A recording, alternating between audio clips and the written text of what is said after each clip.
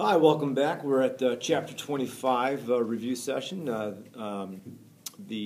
World War I, the Great War, the war to end all wars. What I have with me today is an alum from APUS, APUSH last year, period 6, I believe, Elena Driscoll, a champion, really, of the human race. Elena, say hello. Hello, how you doing? Oh, great. Hey, thanks for coming by today. You're going to help me with my World War I review session. So, hey, fire away. So why would the U.S. want to get in a war with the entire world? Well, obviously we wouldn't want to get involved because our stance was a quasi-isolationist. But to begin the whole thing, why World War I kind of started and why the United States was in the background, we talked about the other day in class, causes of World War I: imperialism, militarism, nationalism.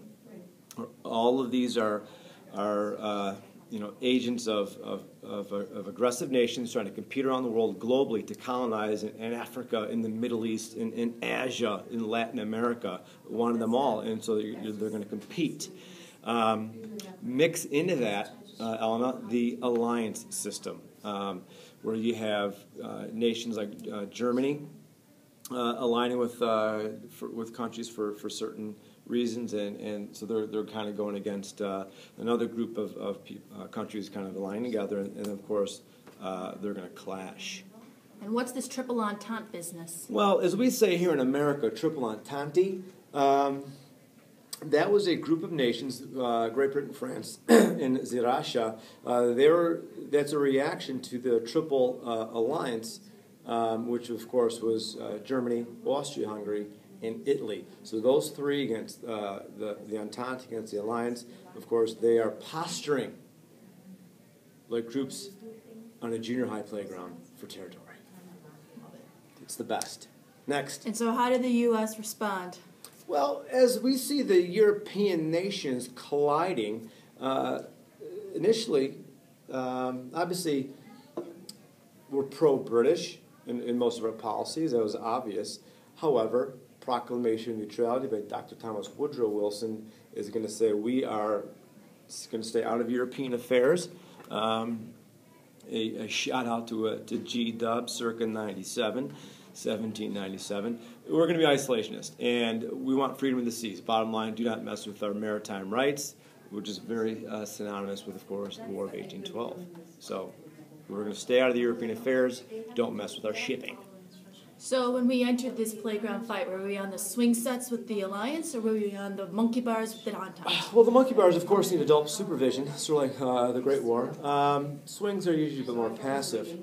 Parts of the United States were clearly pro-British. Our government, our big business leaders. Wilson, of course, was going to be in favor of the civilized nations and democratic-type nations. And our trade clearly quadrupled from 1914 to 1916 with Great Britain or the Allies. So we were clearly on that side. However, there was a sentiment in the United States population, Irish Americans and the German Americans, that were pro-Central Powers. So there were factions. But I would say, as the World War I progressed in the European theater, we're clearly on the side of the Allies. Hey, what about the boat? The boats. It's that, not to be confused with the Titanic. Oh, I'm Leo. No, the boat that you are referring to, Elena, is, of course, the Lusitania, a British cruise ship going from New York to Paul McCartney's home in Liverpool. We're going to go over and jam with the Beatles. A luxury cruise ship that secretly in the hull, I'm not a boat guy, I think it's a hull, I think that's where the luggage is, whatever. Secretly there were munitions and weapons being shipped to the Allies in the German Unterwasserkraft Rasputin, otherwise known as the U-boat. Bam! Took it out of the water and killed 128 Americans, 180 Americans, 150 Americans, whatever source that you read, you're going to get a different number. But I digress. Americans were dead, and we completely condemned the Germans' unrestricted submarine warfare. So we're not in. That was in 1915. We're not in. We're condemning the use of the Unterwasserkraft Rasputin. So then how did we get it? Well, Who's this guy named Zimmerman? Zimmerman. All right, this guy, Al Zimmerman, a German diplomat, supposedly telegrammed Mexico, our southern brethren, to wage war against the United States, entangle us, embroil us in a scandalous war, and in return, when Germany wins, Mexico will return the fruits of their desires that we stole from them through a contract in 1848 with Guadalupe Hidalgo. Mexico will get her land back. Coach Frantoni. Hey! Hey. So yeah, the Zimmerman telegram, of course, was we took it as a declaration of war against the United States, and then we declared war on Germany in 1917 because of the Zimmerman telegram. So how did we get ready for war? Well, that's a great question. It's really the crux of Chapter 25. How did World War I affect the U.S. home front? Well, one, our government needs to mobilize. Our government needs to, of course, get the factories to change from consumer goods to war ammunitions. And the War Industries Board was instrumental in preparing the American manufacturing for war materials. Then you got to pay for the war. Revenue Act of 1916 increased taxes, income taxes, to pay for war preparations. Americans can no longer eat whatever. We're Americans. We love to be fat and happy, right? Oh no, not during 1916, 1917. We can't. So the Food Administration asked Americans to ration, to grow their own food, to conserve, and so any of the extra food can be shipped over to the Allies. Our government asked our farmers, triple your production, increase your farms, increase their output, borrow money, get new combines, tractors, and whatnot, which of course will sink our American farmers into depression in the mid-1920s, which the Republican government then did nothing. What else? Oh, we need to sell the war to the American public. A guy by the name of George Creel created this Committee of Public Intel, or Public Information, or CPI. You need to sell the war to the American people. And that's with the propaganda posters and saying, this is why we're doing it, to make the world safe for democracy. And so if all the men are going off to war, who's going to work at home? Well, gee whiz. No one's going to work at home. We're going to see one major demographic shift and one minor demographic shift. The minor one, females will, for a limited time, will have to be employed in factories. Everyone that kind of associates Rosie the Riveter in World War II, but clearly it was in World War I where women did their part, even though albeit for a limited time. But the major demographic shift that we see in the teens is the Great Migration, where you have millions of blacks from the South, from the American South, moving north for jobs. And which obviously we'll see that play out in the 1920s with the Harlem Renaissance and whatnot. But so it did allow blacks an opportunity to escape Jim Crow South.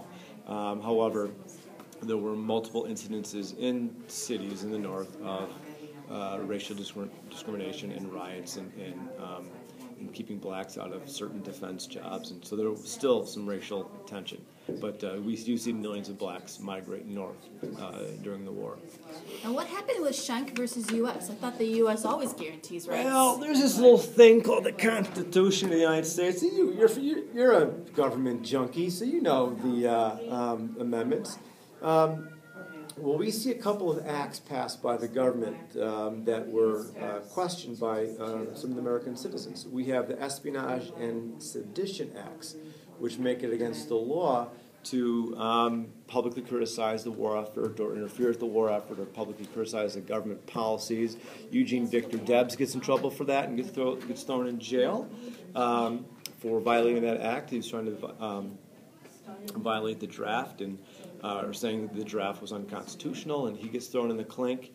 The court case that you were talking about, I think Schenck versus the United States, this gentleman was dispersing pamphlets urging guys not to go to the draft, and he said he had the First Amendment freedom to do so, But when the Supreme Court hands down the decision finally in 1919, the Supreme Court says, actually, your First Amendment right can be limited if it creates a clear and present danger.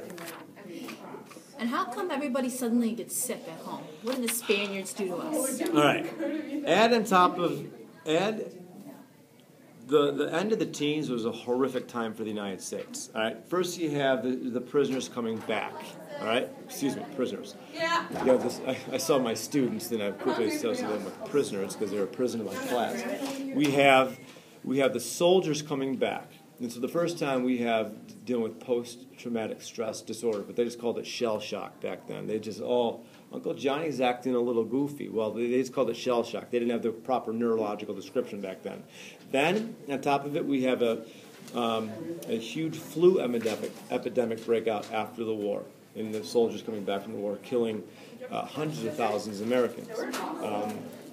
On top of that, we have America's reaction to the Bolshevik Revolution. So we have a Red Scare in 1919 and 1920 as well, so where we are shipping out suspected and would-be communists in this nation. So we have a lot of negativity going on after World War I, which really kind of makes sense when 1920 election, Republican candidate Warren G. Harding kind of says, hey, we need to return to normalcy. And why did Wilson write up 14 points? Well, golly gee whiz, Elena. The 14 points was all part of his war goals. His most important one that he felt was the League of Nations, which would be an organization of nations that would put sanctions on aggressive nations in the future, so the stronger nations can help out the smaller nations. It was going to be created called the League of Nations, which ultimately we never joined because our Senate did not ratify. But his 14 points outline freedom of seas, the creation of the League, like I said, ending of secret treaties, removal of all trade barriers, recognition of ethnic boundaries, and it was going to be his war aims at the Treaty of Versailles. What a country. What a country. I hope our Chapter 25 review worked out. Say hi, everybody. Hi! Everybody. And Godspeed. Enjoy your day. And Elena, thanks a lot. You, again, are a champion of the people. Bye-bye.